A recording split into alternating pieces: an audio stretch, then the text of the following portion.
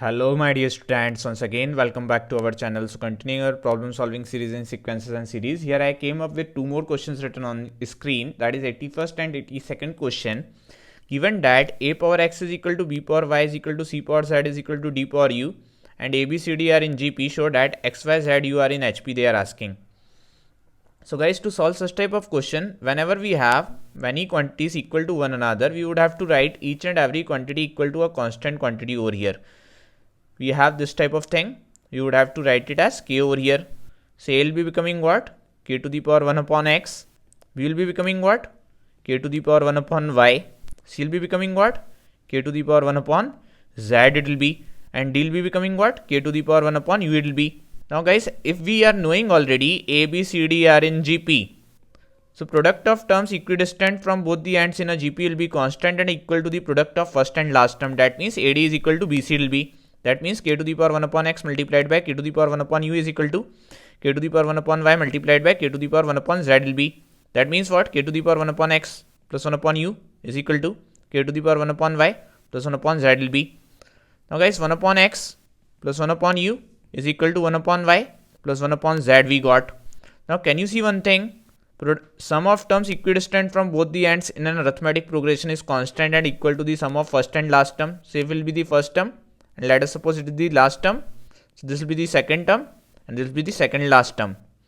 As soon as I got this all things, I'll be going to write 1 upon x, 1 upon y, 1 upon z and 1 upon u is an arithmetic progression. And if it's an arithmetic progression, x, y, z and u is a harmonic progression, because whenever we take reciprocal of terms written in arithmetic progression, we'll be going to get harmonic progression and vice versa. So guys, we have proven this thing. Now let's move on to the 82nd question. What is the problem statement of 82nd question given to us? The pth, qth and rth term of arithmetic progression are in geometric progression. That means ap will be what? A plus p minus 1 times of d, the pth term of arithmetic progression. Ak will be what? A plus q minus 1 times of d. That will be the qth term of arithmetic progression. And a will be what? A plus r minus 1 times of d. Guys, these are three consecutive terms of a geometric progression, that is g1, g2 and g3. So the common ratio thing we are already knowing, second term upon first term or third term upon second term. That means common ratio will be what? G2 upon g1 will be equal to g3 upon g2. That will be capital R, let us assume. Okay, so we'll be going to write what? A plus q minus 1 times of d divided by a plus p minus 1 times of d will be becoming a plus r minus 1 times of d divided by a plus q minus 1 times of d is equal to capital R over here. Now guys, I have R, we have R, so we'll be writing R upon 1. Now we do know the dividendo property. If a upon b is equal to c upon d, we'll be writing a upon a minus b is equal to c upon c minus d. That will be going to apply over here to get the value of capital R. So guys, first of all, we'll be going to consider these two things. So that will be generating what? A plus q minus 1 times of d divided by a plus p minus 1 times of d minus a plus q minus 1 times of d is equal to r divided by 1 minus r it will be. So it will be generating what? A plus q minus 1 times of d divided by p minus q times of d is equal to r divided by 1 minus r it will be. Let it be our first expression. Now proceeding further, we'll be going to get the value of second expression by making use of dividendo property only. What do we know?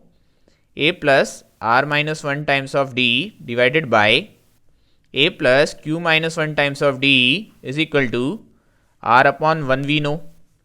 Now when we'll be going to apply dividendo property upon this thing? So guys, I want to get rid of this thing a plus q minus 1 times of d. So I will not be affecting this thing. Whether I would have to multiply or I would have to divide. So that's why I'm not affecting. Let's reciprocate it. A plus q minus 1 times of d divided by a plus r minus 1 times of d will become what? 1 upon r over here.